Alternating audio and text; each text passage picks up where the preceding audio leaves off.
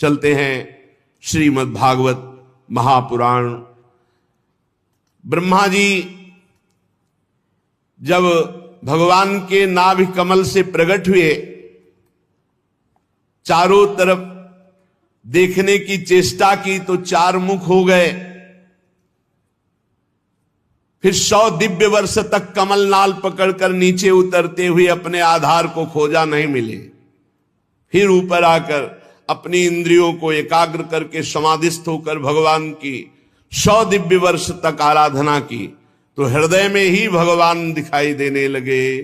देखा अद्भुत शेष शैया पर भगवान श्री हरि शयन किए हुए हैं। गौरवर्ण भगवान शेष जी का 10,000 फण दिव्य मणियां चमक रही हैं। उन्हीं की नाभि से कमल प्रकट हुआ, कमल में ब्रह्मा जी बैठे। ये अंतःकरण में ही ब्रह्मा जी ध्यान के द्वारा देख पा रहे हैं।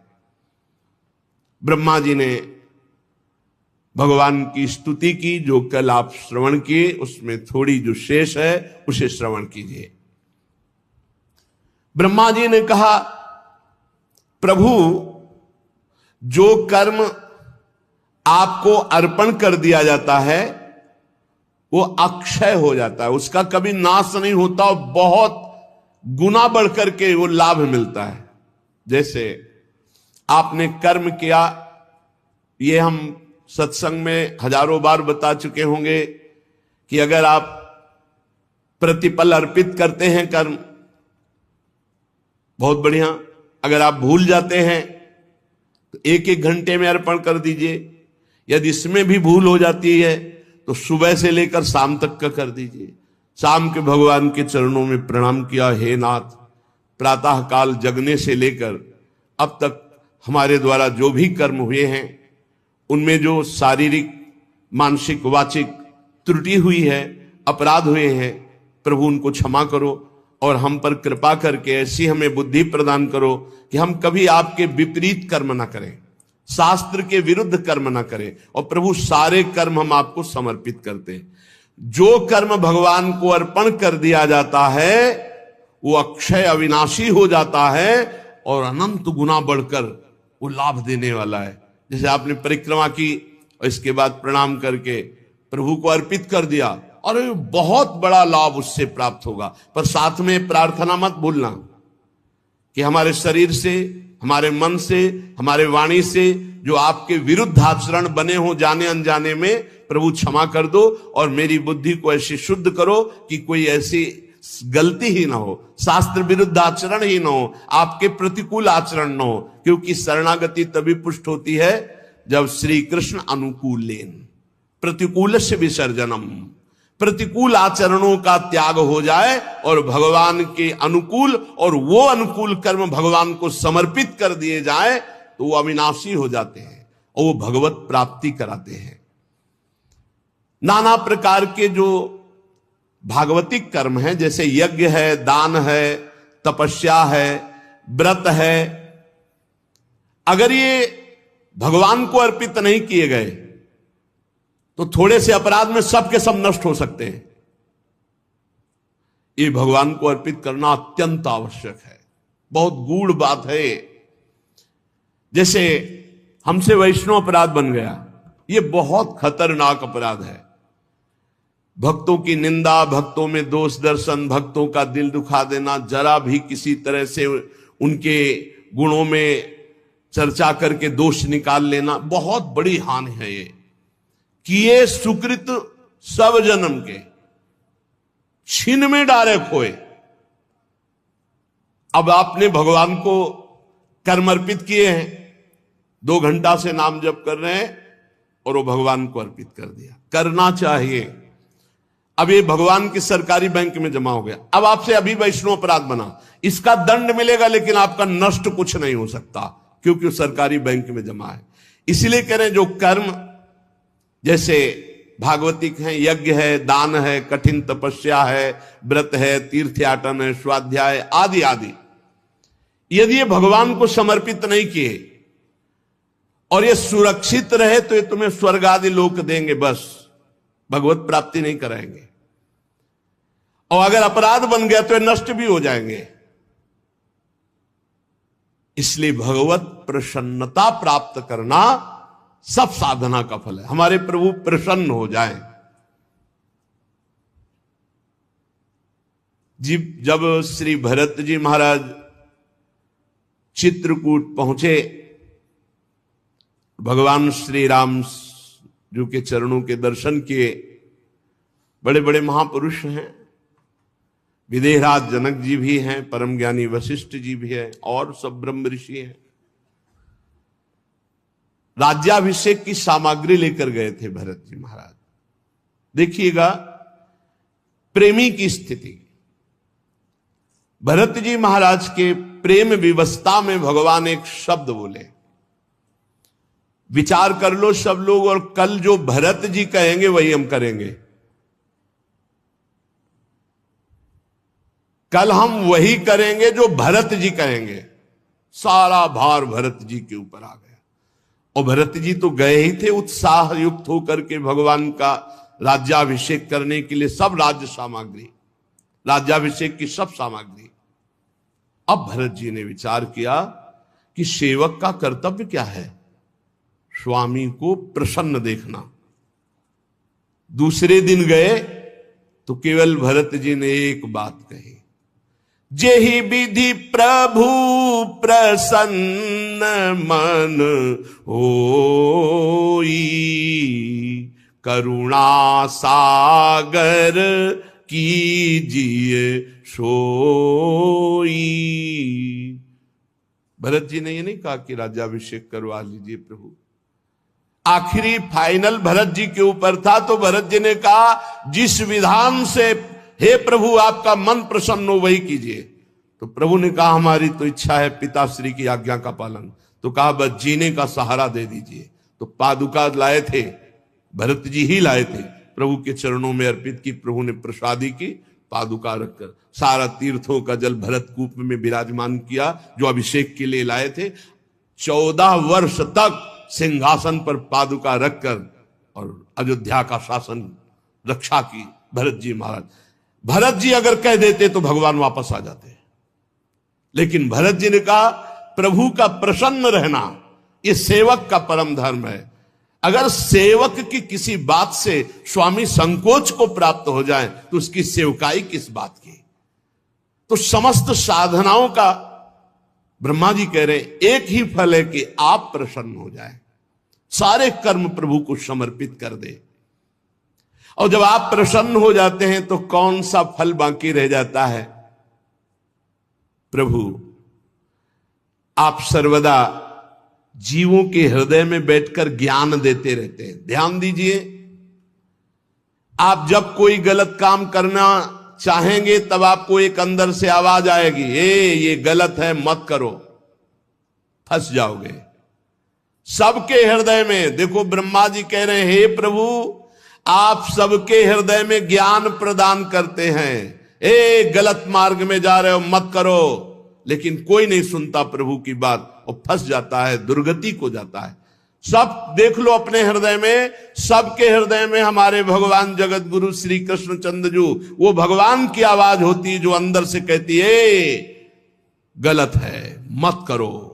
वो समझा रहे हैं, आप ये नहीं कह सकते कि हमको समझाया नहीं गया। अंदर से भगवान सबको समझा रहे हैं, गलत मत करो फंस जाओगे, दुर्गति हो जाएगी। लेकिन ये मन नहीं मानता, दुष्ट मन भगवान की आज्ञा का उल्लंघन करके पापाचरण कर ही देता है। जो लोग प्राण त्याग करते समय आपका स्मरण कर लेते हैं, जय जनार्दन, जय देवकी नंदन, जय श्री कृष्ण, ऐसा नाम उच्चारण करने मात्र से वो जन्म मरण के चक्र से छूटकर ब्रह्म पदवी को प्राप्त होते हैं। पर हे अजन्मा, अंतिम समय उन्हीं के नाम आता है जो जीवन भर आपका नाम जप करते हैं, जीवन भर भजन करते हैं। ऐसा नहीं कि जीवन भर मनमानी पापाचरण करो, अजामिल की तरह तुम नारायण उच्चारण कर लोगे। वो तो महिमा संतों की थी जो अजामिल को ऐसा सौभाग्य मिला। संत मंडली उनके बगीचे में गई हुई थी, तो संतों का मिलना व्यर्थ नहीं जाता। जीवन सार्थक निश्चित होता। अमोघश्च देवर्षि नारद जी ने कहा। तो संतों ने जब अजामिल की दुर्दशा देखी तो कहा तुम्हारा जो पुत्र होगा उसका नाम नारायण रखना। संतों के संकल्प के कारण अंतिम समय वो नारायण पुकारा अपने पुत्र के बहाने से। जो जीवन भर भगवान का भजन करने की चेष्टा करते हैं जैसा बने, तो अंतिम में भगवान उसका स्मरण स्वयं बन जाते हैं। वो अंतिम में जहां भगवान का स्मरण हुआ तो भगवत पद को प्राप्त होता है। प्रभु आप इस विश्व वृक्ष के मूल हैं। गीता जी में भगवान ने कहा ऊर्ध्वमूल मधा शाखा मस्वत्थम प्राहुरभ्यम। ये विश्व वृक्ष के मूल कौन है? भगवान श्री कृष्ण हैं। प्रभु ये काल सबकी आयु को काट रहा है। एक एक सेकंड आपका घटता चला जा रहा है, मृत्यु नजदीक आ रही है। यद्यपि मैं सत्यलोक का अधिष्ठाता हूं, हमारी आयु 2 परार्ध है, समस्त लोकों का बंधनी हूं, फिर भी मैं ऐसे ही डरता रहता हूं जैसे मनुष्य डरते हैं। किससे? काल चक्र से। उसी से बचने के लिए मैं हर समय आपकी आराधना करता रहता हूं। प्रभु आप पूर्ण काम हैं, आपको किसी से कुछ नहीं चाहिए, पर जो आपका स्मरण करते हैं आप बचा लेते हैं। इस संसार के काल चक्र से उसको बचा लेते हैं। आपके नाभि कमल से हे भगवान मेरा जन्म हुआ, मैं त्रिलोकी की रचना करना चाहता हूं और आप भी जग चुके हैं। अभी तक आप शयन कर रहे थे, अतः प्रभु मेरी बुद्धि में ऐसी सामर्थ्य दीजिए। ब्रह्मा जी कह रहे कि जैसा मैंने पूर्व काल में मैं रचा था जगत वैसा रच सकूं। प्रभु इस प्रलयकालीन जल में आपको शयन करते हुए काफी समय हो गया। आपकी ही अनंत शक्ति से नाभि कमल से मेरा प्रादुर्भाव हुआ है। मैं आपकी ही विज्ञान शक्ति हूं। करुणा में आप मुस्कुराइए और बोलिए, मेरा शोक दूर कीजिए। मैं असमर्थ हूं सृष्टि रचने में, आपसे ही सामर्थ्य प्राप्त कर पाऊंगा। जब मैत्रेय जी ने विदुर जी से कहा ऐसी प्रार्थना ब्रह्मा जी ने की, तो भगवान ने कहा हे वेद गर्भ, जो मेरी आराधना करता वो विषाद के योग्य नहीं रह जाता। तुम्हें विषाद नहीं करना चाहिए क्योंकि तुमने मेरी आराधना की। ध्यान दीजिए, जो श्री भगवान की आराधना करता है उसे विषाद नहीं छू सकता। चिंता, शोक, डिप्रेशन, यही है विषाद। भगवद विमुख को यही प्रसाद मिलता है। चिंता, शोक, भय, उद्विग्नता, ये डूबा है। क्या होगा, ऐसा वैसा, भारी प्रपंच। तुम मुझसे जो चाहते हो वो सब तुम्हें प्राप्त है, बस तुम्हें तप के द्वारा उसे जागृत करना है। तुम समाहित चित्त जो ही होगे तो आगे से आगे तुम्हारा संकल्प बनता जाएगा और सृष्टि वैसे रचती जाएगी। निमित्त तुम बनो, होगा मेरे इस द्वारा। ब्रह्मा जी नाना प्रकार के कर्म संस्कारों के अनुसार अनेक प्रकार से जीव फंसा हुआ है कर्मों में। जब मेरी अतिशय कृपा होती है तब वो कर्म जाल से निकल पाता है। कर्म जाल से निकल पाना भरोसा प्रभु का, कर्मों का नहीं। तुम सबसे बड़े मंत्र दृष्टा हो। तुम निरंतर मेरा भजन करते रहना तो सृष्टि में रजोगुण रूपी पाप तुम्हें बांध नहीं पाएगा। इस जगत में रहते हुए, जगत के कार्य करते हुए भी जगत तुम्हें फांस नहीं पाएगा यदि नाम जप करते रहे। और भजन छूटा तो कह हनुमंत विपत्ति प्रभु सोई, जब तो सुमिरन भजन न होई। बात पकड़ लो। यद्यपि देहधारी जीव को मेरा ज्ञान होना बड़ा कठिन है, पर जो मेरा भजन करते हो मुझे जान लेते हैं। मैं सबका आश्रय हूं, मेरा आश्रय कोई नहीं है। जो मेरी कथाओं को सुनते हैं, वैभवयुक्त कथाएं, महत्वशाली कथाएं, उनके हृदय में मेरा महत्तम जाग जाता है। फिर वो मेरी कृपा से मेरी निष्ठा को प्राप्त होते, भगवद निष्ठा को। तुम्हारा कल्याण हो, मैं तुमसे बहुत प्रसन्न हूं। ब्रह्मा जी त्रिलोकी को जो मेरे में लीन है, तुम रचना चाहते हो, रचो, मेरी सामर्थ्य तुम में है, वो जागृत हो जाएगी। इतना कहकर भगवान अदृश्य हो गए। देखो, अर्जुन जी से भी कहा था तुम निमित्त मात्र बनो, मारे तो मेरे द्वारा गए। ब्रह्मा जी से कहा तुम निमित्त मात्र बनो, कार्य तो सब मेरे बल से हो जाएगा। ऐसे ही भक्त देखता है कि वो निमित्त मात्र है, उत्तम साधना केवल भगवान के बल से हो रही, भगवान ही साधन है और भगवान ही साध्य है, तभी अहंकार छू नहीं जाता। विदुर जी ने कहा, मुनिवर मैत्रेय जी, भगवान श्री हरि के अंतर ध्यान हो जाने पर संपूर्ण लोकों के पितामह ब्रह्मा जी ने अपने देह और मन से कितने प्रकार की सृष्टि उत्पन्न की।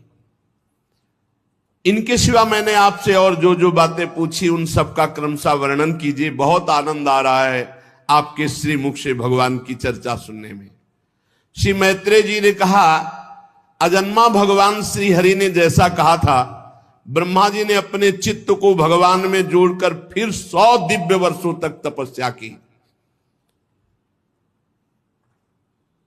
100 दिव्य वर्ष तपस्या से उनका महान तपोबल और ज्ञान बल दोनों बढ़ गया और उन्होंने जल के साथ वायु को पी लिया। जो जल में कमल में ब्रह्मा जी तो तपोबल से बढ़े हुए ज्ञान विज्ञान बल से संपूर्ण जल और वायु को पी लिया और फिर संकल्प किया। जे ही संकल्प किया तो 3 भाग में कमल बट गया, भूरलोक, भुवरलोक, स्वर्गलोक। जीवों के भोग स्थान के रूप में इन्हीं तीनों लोकों का शास्त्र में वर्णन, यही त्रिलोकी। वो कमल त्रिलोकी के रूप में बट गया जब जल और वायु को पी लिया। फिर महान महरलोक, तपलोक, जनलोक, इन 3 लोकों की रचना हुई। उसके ऊपर ब्रह्मलोक, जहां ब्रह्मा जी विराजमान। विदुर जी, ये सब अद्भुत बात भगवान की शक्ति से संपन्न हुई। खेल खेल में अब ब्रह्मा जी सृष्टि रचने लगे। कोई उनको बल नहीं पड़ रहा, भगवान की कृपा से। जैसा भगवान में स्थित था जगत, वैसा ही वो प्रकट करने लगे। प्राकृत वैकित भेद से 10 प्रकार की सृष्टि प्रकट की ब्रह्मा जी ने। काल, द्रव्य और गुणों का ब्रह्मा जी के द्वारा जो संकल्प बना, तो काल, द्रव्य और गुणों का प्रभाव प्रकट हुआ, उससे महातत्व प्रकट हुआ। दूसरी सृष्टि अहंकार की, जिससे पंचभूत, ज्ञानेन्द्रियां, कर्मेंद्रियां। तीसरी सृष्टि भूत सर्ग, पंचभूतों से बने हुए शब्द, स्पर्श, रूप, रस, गंध, तन्मात्रा। जितना शब्द है, स्पर्श है, रूप है, रस है, गंध है, ये तीसरी सृष्टि। इंद्रियां, ज्ञानेन्द्रियां, कर्मेंद्रियां, क्रिया शक्ति प्रधान, चौथी सृष्टि प्रकट की। 5वीं सृष्टि सात्विक अहंकार से उत्पन्न हुए इंद्रियों के अधिष्ठात्र देवताओं की और इसी के साथ मन की भी सृष्टि की। 6वीं सृष्टि अविद्या की। यही बांधती संपूर्ण जीवों को। तामिस्त्र, अंध, तामिस्त्र, तम, मोह, महामोह, ये 5 गांठें अविद्या की हैं। ये जीवों की बुद्धि में बैठी रहती है अविद्या। ये आवरण विक्षेप करके जीव को भगवान की तरफ जाने से रोकती है, माया में लगाती है। 6 प्रकार की सृष्टियां, ये वैकृत सृष्टि है। ब्रह्मा जी ने रजोगुण को स्वीकार करके सातवीं प्रधान वैकृत सृष्टि स्थावर की स्थावर वृक्षों की। पहली वनस्पति जो बिना मोर आए ही फलते हैं, जैसे गूलर, बड़, पीपल आदि। फिर औषधि जो बिना किसी का आश्रय लेकर बढ़ती, जैसे ब्राह्मी, गिलोय आदि विविध प्रकार की औषधियां।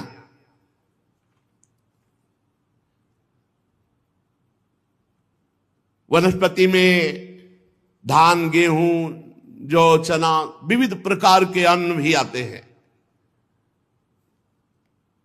जिनकी छाल बहुत कठोर होती है, त्वक्सार, बीरुद जो लता भूमि में फैलती, खरबूजा, तरबूजा आदि, ये ऊपर नहीं चढ़ सकती। द्रुम जैसे आम, जामुन, पीपल आदि, ये बड़े बड़े वृक्ष, इन्हें द्रुम कहा गया है। तो वनस्पति, औषधि, लता, त्वक्सार, विरुद्ध, द्रुम, ये छठवीं स्थावर वृक्षों की रचना ब्रह्मा जी ने की। इसमें असंख्यों प्रकार के, जैसे पेड़ तो बहुत प्रकार के पेड़, वनस्पति तो बहुत प्रकार के, औषधि बहुत प्रकार की, अन्न बहुत प्रकार का, लता बहुत प्रकार, ऐसे ये तो उदाहरण में एक दो बताए गए। इन वृक्षों में ज्ञान शक्ति नहीं होती, पर स्पर्श शक्ति होती है। जैसे आप कुल्हाड़ मारोगे तो जैसे हमें कुल्हाड़ में लगेगा, ऐसे वृक्षों को लगेगा। कहीं भी किसी भी वृक्ष को काटने का अधिकार ऐसे नहीं है। जब किसी भागवतिक कार्य के लिए प्रयोग में आना होता है तो जो डाल सूख रही है उसका, या फिर जैसे हमने गुरुजनों को देखा है कि श्री जी के लिए, झूला के लिए कुछ हमें पत्र पुष्प आपसे चाहिए, हे लता जी आप प्रदान करो, फिर टहनियां लेकर झूले के श्रृंगार में। जो जितने वृक्ष हैं इनमें ज्ञान शक्ति नहीं होती, पर स्पर्श शक्ति होती। जैसे आप इनको काटोगे तो वैसे ही पीड़ा होगी जैसे मनुष्य को होती है। ये भीतर ही भीतर केवल स्पर्श का अनुभव करते हैं। आठवीं सृष्टि पशु पक्षियों की तिर्यक योनियों की ये 28 प्रकार के, एक एक प्रकार में लाखों लाखों प्रकार के हैं। पशु पक्षियों की 28 मूल हैं और एक एक प्रकार में लाखों, मतलब पक्षी तो लाखों प्रकार के पक्षी हैं। अरे पूरी सृष्टि में कौन जाने। इन्हें काल का ज्ञान नहीं होता। इनके अंदर तमोगुण की अधिकता होने के कारण केवल खाना पीना और मैथुन करना और सोना, बस इतना ही आता है। खाना पीना, सोना, मैथुन करना, और इनको जो ज्ञान होता है वो सूंघने से होता है। जैसे वृक्षों को त्वचा से, इनकी घ्राण शक्ति बहुत जोर की होती है पशु पक्षियों की। अब देखो पता नहीं कहां से एक चीनी का दाना डाल तो कहां से चींटी आ जाएगी। उसकी घ्राण शक्ति इतनी प्रबल है, उसको बिना किसी सूचना के सूचना मिल जाएगी वहां के। इनके हृदय में ना विचार शक्ति होती, ना दूरदर्शिता होती। केवल खाना पीना, मैथुन करना, सोना और सूंघने से वस्तुओं का ज्ञान होता है। इन तिर्यक योनियों में, पशु पक्षियों में कुछ द्विशप कहलाते हैं, जैसे गौ, बकरा, भैंसा, कृष्ण मृग, सुअर, नीलगाय, रुरु नामक मृग, भेड़, ऊंट, ये 2 खुरों वाले पशु कहलाते हैं। नीचे से इनके खुर के 2 भाग होंगे, द्विशप कहलाते हैं। गधा, घोड़ा, खच्चर, गौर मृग, सरप, चमरी, ये एक शफ, एक खुर वाले, पूरा एक खुर होगा, टॉप इनकी एक खुर वाली होगी। और कुछ 5 नखों वाले, कुत्ता, गीदड़, भेड़िया, बाघ, बिलाव, खरगोश, शाही, सिंह, बंदर, हाथी, कछुआ, गो, मगर, ये 5। कुछ 2, कुछ 1, कुछ 5। कंक, बगुला, गिद्ध, बटेर, बाज, भास, भल्लूक, मोर, हंस, सारस, चकवा, कौवा, उल्लू आदि उड़ने वाले ये जीव पक्षी कहलाते हैं। ये सब संकल्प से हो गए, किसी कारीगर की जरूरत नहीं। पर 84 लाख योनियों में 83,99,999 योनियां ये दशई के अंतर्गत आती। ब्रह्मा जी ने संकल्प किया, सृष्टि हो गई, नवी सृष्टि हुई ये मनुष्यों की। ये एक प्रकार की होती है। इसमें नहीं होते कि एक शब्द द्विशब्द या 5 पंजा वाले, ये एक प्रकार, इनका आहार ऊपर से जाता है। ये रजोगुण प्रधान है, साधना से सतोगुण एकत्रित कर सकते हैं, नहीं रजोगुण प्रधान कुसंग मिल जाए तो तमोगुण हो जाए, राक्षसी प्रवृत्ति। ये कर्म परायण होते हैं और ये दुखई जीवन भर भोगते हैं यदि भजन न करें तो। रचना ही है मनुष्य योनि की ऐसी, ये दुखई को सुख समझते हैं। स्थावर पशु पक्षी मनुष्य, ये तीनों प्रकार की सृष्टियां ब्रह्मा जी ने रची।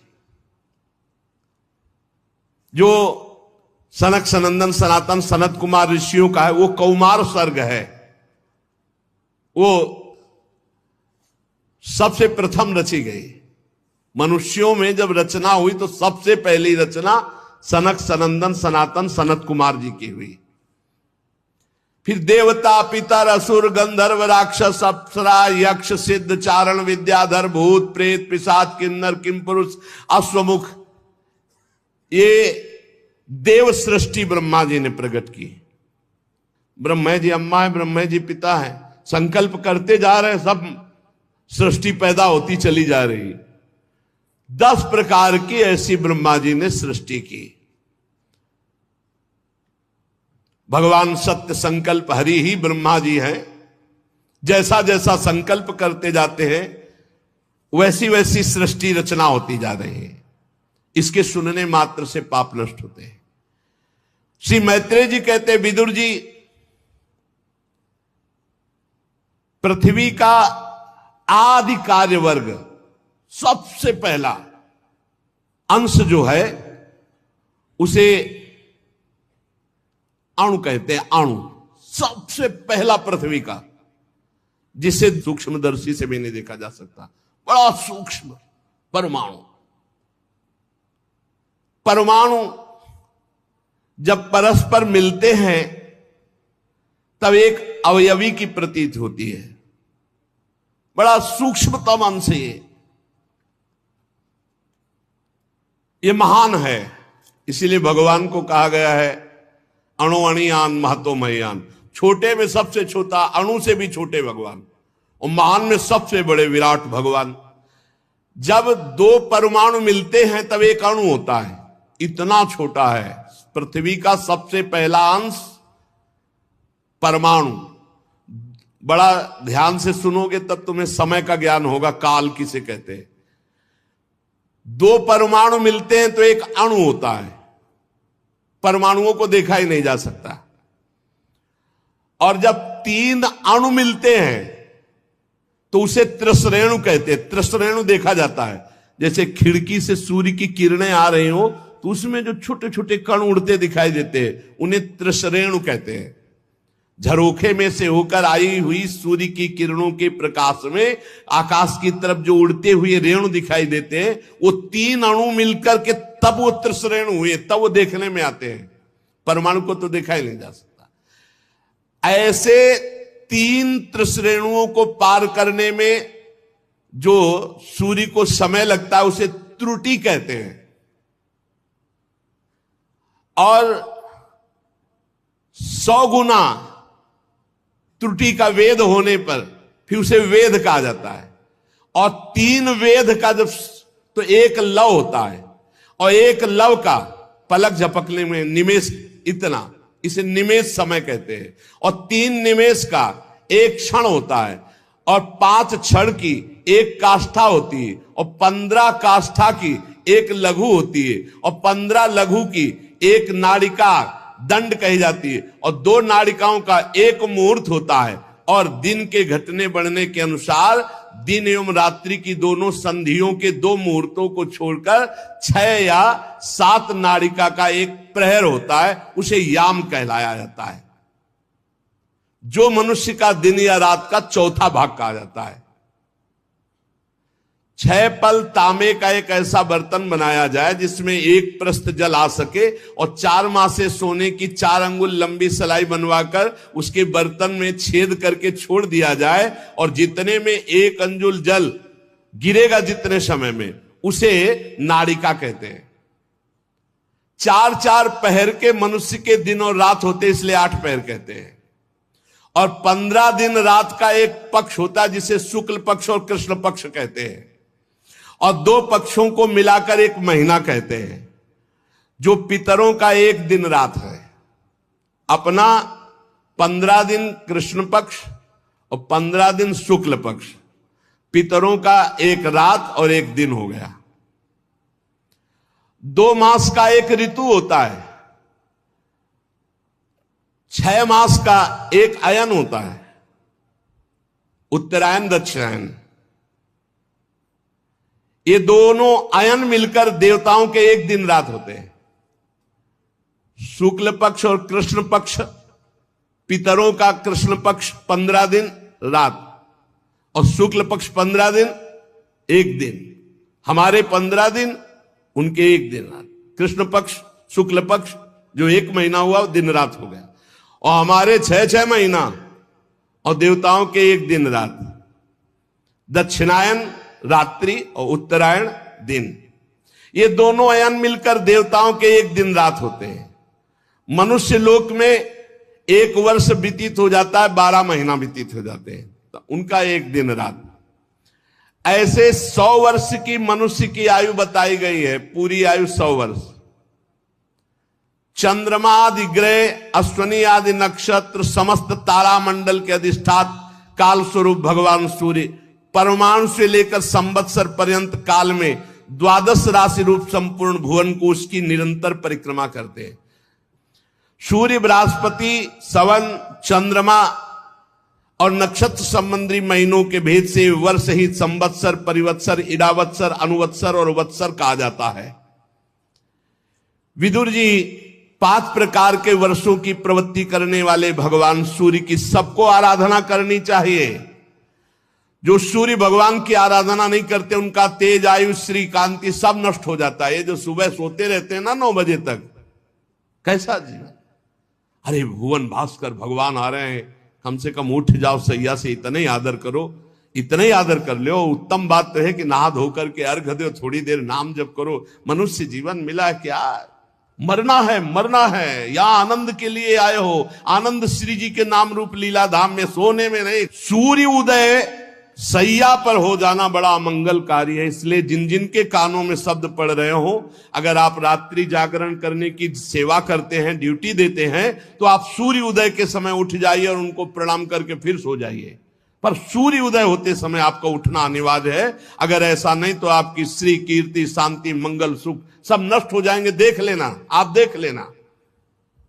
ये जो तुम सोते हो ना, सूर्य उदय होता है ना, तुम्हारी बुद्धि को भ्रष्ट करता है। पक्का समझ लीजिए, पक्का। ये महापुरुषों के द्वारा स्थापित किया हुआ मार्ग। सूर्य उदय होते ही आप स्नान करके उनको अर्घ दीजिए, और जब नाम जप, मंत्र जप करोगे तो बुद्धि को सत्य की तरफ ले जाते हैं। गायत्री का जो आखिरी अर्थ है उसका यही कि मेरी बुद्धि में ही, मेरी बुद्धि को सत्य की तरफ प्रेरित कीजिए, सत्य की तरफ प्रेरित कीजिए। पक्का बुद्धि भ्रष्ट हो जाती है जो सूर्य भगवान को अर्घ नहीं देता। सूर्य भगवान को अर्घ देना, सूर्य भगवान को प्रणाम करना, नमस्कार करना, ये बुद्धि को सत्य की तरफ ले जाता है। कैसे कैसे कार्य हो रहे समाज में, कैसी कैसी घृणास्पद बातें हो रही, पूछो मत, पूछो मत। आप सब जानते हैं तो आप क्या नहीं सोच रहे कि ये बुद्धि भ्रष्ट क्यों इतनी हो रही है। ये बुद्धि भ्रष्ट, श्री, कीर्ति, वैभव सब नष्ट हो जाएगा। इसलिए मान लो हमारी प्रार्थना। आप रात की ड्यूटी करते हो तो घर वालों को बता दो कि सूर्योदय होने के पहले में जगा देना, जग जाओ। 5 मिनट हाथ जोड़कर नाम जप करो, प्रणाम करो। भगवान हमको ऐसी ड्यूटी लगाए हो कि अब हम भजन नहीं कर सकते, अब हम सोएंगे। फिर सो जाओ, बच जाओगे। नहीं ऐसे ऐसे अपराध बनेंगे कि बुद्धि काम ही नहीं करेगी। ये जो पुरुष सूर्य भगवान का अपमान करते हैं, उनकी आयु का नाश करते हुए आकाश में विचरण करते हैं। सूर्य की तरफ थूकना, लघु शंका करना, ये सब पशुवत आचरण। अब ज्ञान ही नहीं रह गया, ना शास्त्र सुनना है और ना शास्त्र पढ़ना है। अब तो जो कुछ है वो मोबाइल है। अरे धर्म से चलो, भगवान का नाम जप करो, नमक रोटी खाओ, चैन से जियो। जीना नहीं आ रहा, जीना नहीं आ रहा। बेविचार प्रवृत्ति बढ़ती चली जा रही, धन लोलुपता बढ़ती चली जा रही, हिंसा बढ़ती चली जा रही। क्यों? वासना में इतना भूत चढ़ गया है, कुछ ज्ञान नहीं। सुबह उठकर धरती माता को प्रणाम करना, बड़े बुजुर्गों के चरणों में माथा रखना, भगवान का नाम जप करते हुए अपने दिनचर्या में लगना, सूर्य आदि की उपासना करना, भगवान के जो पावन ग्रंथ गीता भागवत के 2-4 श्लोक गायन कर लेना, भोग लगा के पान, पवित्र भोजन, पवित्र विचार, पवित्र दिनचर्या। गरीबी जरूर, लेकिन धर्म युक्त, बहुत होश में, बुद्धि शुद्ध, भोजन सात्विक, आचरण पवित्र, आपको आनंद की आप ईश्वर अंश जीव अविनाशी, चेतन अमल, सहज सुख राशि। सहज सुख राशि कहां पहुंच गया? दुख राशि में घूम रहा है। अरे अब तो दिनचर्या नहीं है। क्या इसमें आयु बढ़ेगी? ज्यादा सोने वाला तेज विहीन हो जाता है, स्फूर्ति विहीन, उत्साह विहीन, बहुत हानि ही हानि है। आप अगर सो रहे तो आपकी बुद्धि पतित हो जाएगी, आपकी बुद्धि भ्रष्ट हो जाएगी। बुद्धि को शुद्ध रखना है तो नींद कम दो। 3 चीजों का अभ्यास कर लो तो बहुत बढ़िया हो जाएगा। कम खाना, कम बोलना, कम सोना। बचो, कम बोलो, कम खाओ और कम सो। फिर देखो आपका जीवन कैसा उत्तम। और 3 ही जगह फंस जाते हैं। जहां अधिक बोलना तो अपराध वाणी का बन गया, अधिक भोजन तो प्रमाद बन गया, और अधिक सोना तो पूछो मत, ये तो जीवन ही बर्बाद करना है। ए भाई, तुम्हें सच्ची कहते हैं, शरीर को आप जैसे ढाल लो वैसे ढल जाएगा। 3 घंटे सोने में या 4 घंटे सोने में काम चला लो तो कितना बढ़िया। 20 घंटे आपके पास बचते हैं। 20 घंटे सो के 4 घंटे में निपटाते हैं कार्य, सोच स्नान। और अगर भगवान ऐसे ऐसे जीवन को नष्ट करने वाले जीव हैं तो हमें लगता है मानव जीवन की कृतार्थता का क्या स्वरूप रहा। जो लोग भगवान सूर्य को अर्घ्य नहीं देते, नमस्कार नहीं करते, आदर नहीं करते, स्वाभाविक है उनकी आयु नष्ट हो जाती। जैसे वर्णन किया गया है कि अपने बड़े बुजुर्ग गुरुजन आ रहे हैं और आप उठकर नहीं खड़े हुए तो आपकी प्राण शक्ति कमजोर हो जाएगी। ये उनके सम्मान के लिए खड़े होना नहीं, अपनी सुरक्षा के लिए खड़े होना है। अपने गुरु, अपने माता पिता बड़े, तो उठ के खड़े हो जाओ, नहीं प्राण शक्ति आपकी कमजोर हो जाएगी। भगवान के लिए ही सिर्फ तुम्हारा मानव जीवन है। इसमें आराधना करके आप दिव्य योग शक्ति संपन्न हो जाइए। ब्रह्मा जी ने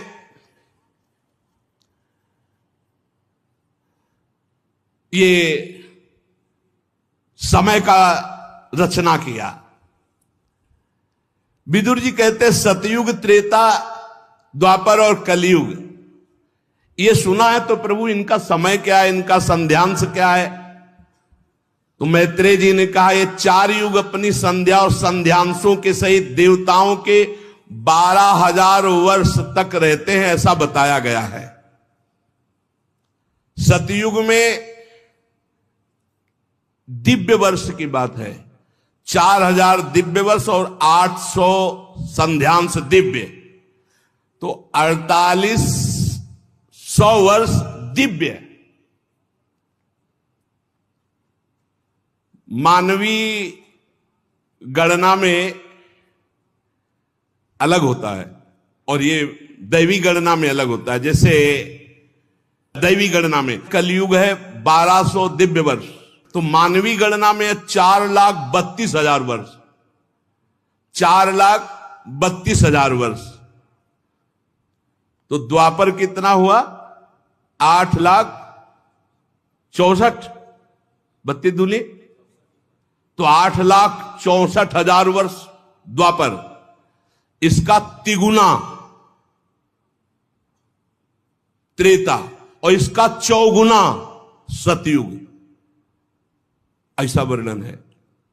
ये 4 युग है। सतयुग के मनुष्यों में धर्म चारों चरण से रहता है, और फिर त्रेता युग में 1 चरण क्षीण होता है, फिर द्वापर में 2 चरण क्षीण होते हैं, कलयुग में 3 चरण क्षीण हो जाते, 1 चरण से चलता है धीरे धीरे। और जब ये चतुर्युगी 1000 बार चतुर्युगी बीत तो ब्रह्मा जी की रात्रि आ जाती है। सबको समेट करके नाश करके ब्रह्मा जी अपने दुकान समेट करके भगवान नारायण में लीन और शयन करते हैं।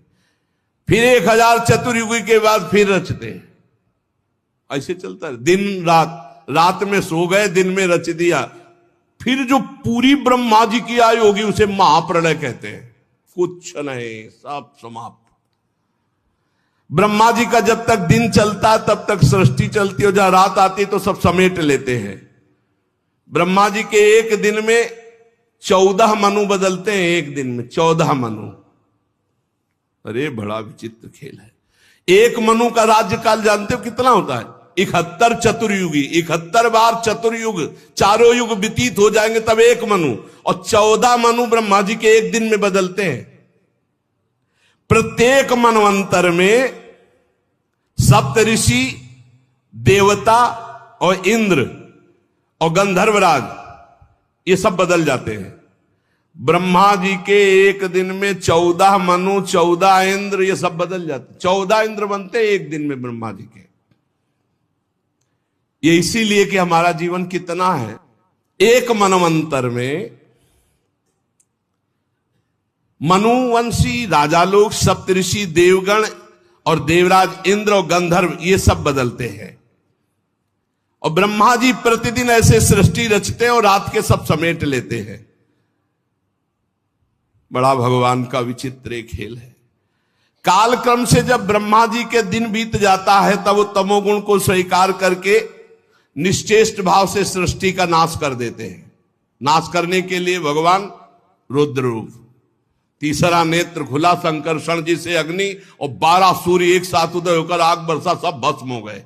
भजन कर लो, यही सब भोगना है, सब भोगना है। अरे बोले कहां? तो देख लो यहां संसार में देख लो, आग नहीं लगती, भूंज नहीं जाते। फैक्ट्री में आग लग गई, गाड़ी में आग लग गई, सब जल रहे हैं। ऐसे आग लगेगी, जलना पड़े। भगवत प्राप्ति कर लो भाई, नहीं आगे सब ये सुनते रहो। भगवत प्राप्ति के लिए तुम रो पड़ोगे, सुनते केवल रहो। सारा विश्व उस समय अग्निमय हो जाता है, भस्म हो जाता है। भयंकर जल वर्षा, फिर जल में, और उसी जल में भगवान शयन करते हैं। और उन्हीं भगवान को प्राप्त कर लो, खत्म हो जाएगा खेलिए जलना जुलना, आनंद में हो जाओ। उन्हें तो श्री जी के पास जाना है, श्री जी के साथ खेलना है, खाना है, जहां माया का प्रवेश ही नहीं। इसीलिए कहते जय वृंदावन, प्राण वृंदावन, सर्वस्व वृंदावन। ये सब भूर भुआ स्वर्ग लोग सब जलमय हो जाते, आग लगती। पहले वर्णन है, पहले 100 वर्ष बरसात नहीं होगी। अब 100 वर्ष, 1 साल ना हो तो भूखा मरना शुरू हो जाता है।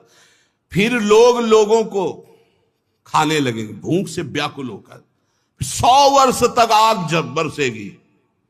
ये कहानी नहीं है, ऐसा होता है। फिर 100 वर्ष तक प्रलयंकारी जल, जलई जल, जलई जल। काहे को मरोगे? पहले ही भगवान का भजन करके परम पद प्राप्त कर लो। मनुष्य शरीर इसीलिए दुर्लभ कहा गया है। ये जब सृष्टि नाश होनी होती तो भगवान शेष जी के 10,000 फणों से विषैली आग पैदा हो जाती, 12 सूर्य उदय हो जाते, नीचे से संकर्षण, ऊपर से महादेव की तीसरा नेत्र खुल गया, भस्म होता, सब चला जाओ। राधा राधा। तभी हम कहते कसाई वाड़े में बंद हो काल के, भजन कर लो भजन, कुछ नहीं चलेगी तुम्हारी बादशाही, तुम्हारी ऐंठ, तुम्हारी छाती तान के चलना। बहुत सावधान, राधा राधा, परोपकार कर लो, मंगल कर लो, अच्छी कमाई कर लो, भगवान के पास चलो। सातों समुद्र प्रलय काल के प्रचंड पवन से उमड़ती हुई ताल तरंगों से मर्यादा तोड़कर पूरी त्रिभुवन को डुबाने लगते हैं। उसी जल में भगवान आराम से नेत्र मूंद करके शेष सैया पर शयन करते हैं। 1,000 चतुर्युगी रूप प्रतीत होने वाले दिन रात के फेर से ब्रह्मा जी की 100 वर्ष की परम आयु, ब्रह्मा जी भी भयभीत होते रहते हैं। 2 परार्ध कही गई है ब्रह्मा जी की आयु। पहला परार्ध व्यतीत हो गया है, दूसरा चल रहा है परार्ध, महाप्रलय कह लिए। ब्रह्मा जी की उत्पत्ति ब्राह्म नामक महाकल्प में हुई थी। एक परार्ध व्यतीत हो गया, दूसरा चल रहा है पाद्मकल्प पहला। विदुर जी इस समय जो कल्प चल रहा है उसे दूसरा परार्ध कहते हैं। ये वाराह कल्प है। पाद्मकल्प पहला परार्ध और दूसरा है वाराह कल्प। इसमें भगवान ने वाराह रूप धारण किया था। ये दो परार्ध काल, अव्यक्त, अनंत, अनादि, विश्वात्मा श्री हरि का, सुनो, ब्रह्मा जी का ये दो परार्ध भगवान का क्या है? निमेष। इसे कहते निमेष। ऐसे भगवान हमारे हैं और ऐसे भगवान को हमारी लाडली जो अधीन की हुई है, इसीलिए हम जीत गए। हमारे माई श्यामा जू को राज जाके अधीन सदा सांवरो, या ब्रज को सिरताज। घर वाले हो गए अपने लोग। लालजू के घर वाले हैं, घर के जैसे सदस्य नहीं होते तो घर के सदस्यों को बचाया जाता है ना। घर के सदस्यों को थोड़ी देखा जाता है कौन अच्छा कौन बुरा, घर के जन है, इनको बचाओ। तो हम सब प्रियालाल के घर के सदस्य हैं, शरणागत जल है। ये काल की दाल हमारे ऊपर नहीं गलेगी, विश्वास करो। अरे वो संबंध मात्र से कल्याण करते हैं। ये मेरा है, एक बार हृदय से स्वीकार कर लिया, उसी से उन्नति शुरू हो जाती है। बहुत कृपालु हैं, क्योंकि जानते हैं दुर्जय माया ये जीत नहीं पाएगा। केवल हे हरि मैं आपका हूं, इतने मात्र से उपार कर देंगे। यही जब हम बचपन में भगवत मार्ग में भागे थे ना, तो यही जब पढ़ते थे तब व्याकुलता होती थी कि मुझे बस ब्रह्म प्राप्ति करनी। अब जन्म मरण के चक्र में नहीं फंसना। इसीलिए भूख, प्यास, गर्मी, सर्दी, सब इसकी कोई परवाह नहीं थी। कोई जैसे देखे हमारी तरफ आ रहा तो उठ के खंडहर की तरफ चले जाते, न मिलना न देखना, हमको भगवत प्राप्ति करनी है। समस्त कारणों के परम कारण श्री भगवान जी हैं। अब ब्रह्मा जी ने अज्ञान की 5 प्रवृत्तियां पैदा की। तम अर्थात अविद्या, मोह अर्थात अस्मिता, महामोह अर्थात राग, तामिस्त्र अर्थात द्वेष, अंधतामिस्त अभिनिवेश। ये पापमयी दृष्टि है। जिसकी अविद्या की दृष्टि है, मोह की दृष्टि है, राग की दृष्टि है, द्वेष की दृष्टि है, इससे पाप ही होता है। ब्रह्मा जी ने देखा है तो पाप कराने वाली मैंने सृष्टि रची। पवित्र हुए, पवित्र होकर आचमन किया और भगवान का ध्यान किया। दोबारा संकल्प किया तो सनक, सनंदन, सनातन, सनत कुमार, ये 4 निवृत्ति प्राण ऊर्ध्व रेता मुनि प्रकट हुए। इनसे कहा सृष्टि रचो, बोले हमारे बस की बात नहीं, हम तो हरि शरणम हरि शरणम हरि शरण। निकल पड़े दिगंबर महापुरुष। कहा तुम लोग सृष्टि उत्पन्न करो। उनका पिताश्री, हम निवृत्ति मार्ग पर चिंतन रखने वाले हैं, इसलिए हम ऐसा नहीं कर सकते। ओ हरि शरणम हरि शरणम। ब्रह्मा जी ने देखा कि तो मेरी आज्ञा नहीं मान रहे, बड़ी गुस्सा आई। जब ब्रह्मा जी को गुस्सा आई, बहुत रोकने का प्रयास किया लेकिन बहुत गुस्सा आ गई। तो ब्रह्मा जी के बीच भाव से यहां से श्याम वर्ण का एक तेजो में देव प्रकट हुआ और वो थोड़ा रुदन करने लगा। तो उनका रो मत, बोले मेरा नाम बताओ, बोले रोए इसलिए रुद्र। बोले रहने का स्थान बताओ, बोले कैलाश। यहां श्रीमद् भागवत महापुराण के विधान में भगवान ब्रह्मा जी के भ्रकुटी मध्य से भगवान रुद्र का अवतार हुआ, देवाधिदेव महादेव। देखो ये हमने कई बार कहा है कि जिस पुराण को आप पढ़ोगे उसमें वही अधिष्ठात्र देवता होगा। जैसे अपने गुरु कृपा से कई पुराणों का स्वाध्याय हुआ, तो अगर देवी पुराण तो देवी से सबकी उत्पत्ति, शिव पुराण तो शिव से सबकी उत्पत्ति, जिस पुराण के अधिष्ठात्र देवता उसी से सबकी उत्पत्ति। तो यहां भगवान श्री हरि, श्री कृष्ण, उनके लिए श्रीमद् भागवत। तो इसमें श्री कृष्ण श्री हरि से भगवान ब्रह्मा, ब्रह्मा जी से देवाधिदेव महादेव जी का प्रादुर्भाव। तब कमल योनि भगवान ब्रह्मा ने उस बालक की प्रार्थना पूर्ण करने के लिए मधुर वाणी में कहा देवश्रेष्ठ, तुम देवश्रेष्ठ हो, देवाधिदेव हो। तुम्हारा नाम रुद्र, तुम्हारे रहने का सूक्ष्म स्थान, सबका हृदय, सबके इंद्रियां, सबके प्राण, आकाश, वायु, अग्नि, जल, पृथ्वी, सूर्य, चंद्रमा और तपस्या, ये तुम्हारे स्थान है। और तुम 11 रूपों में रहोगे। मन्यु, मनु, महिनस, महान, शिव, रीताध्वज, उग्ररेता, भव, काल, वामदेव, धृतव्रत, धी, वृत्ति, उषना, उमा, नियुत, सर्पी, इला, अंबिका, इरावती, सुधा, दीक्षा, ये 11 रुद्राणियां तुम्हारी अर्धांगिनी होंगी। तुम, जो हमने तुम्हें स्थान दिया, हृदय, इंद्री, प्राण, आकाश, वायु, अग्नि, जल, पृथ्वी, सूर्य, चंद्रमा, तपस्या, इन स्थानों पर रहो और प्रजा उत्पन्न करो, क्योंकि हमारी इच्छा है कि इस समय सृष्टि बढ़े। भगवान शंकर को आदेश हुआ कि प्रजा रचो, तो रचना शुरू किया। अब उनकी जो रचना थी बहुत विचित्र थी। किसी के हजारों मुख, किसी के एको मुख नहीं, किसी के हजारों आंखें, किसी के एक आंख हो, किसी के बहुत हाथ, किसी के विचित्र, असंख्यों यूथ के यूथ, भूत प्रेत पिशाच। ब्रह्मा जी ने कहा बंद करो, बंद करो, आप अपनी सृष्टि बंद करो, नहीं जो हम सृष्टि रच रहे सब खा जाएगी आपकी सृष्टि।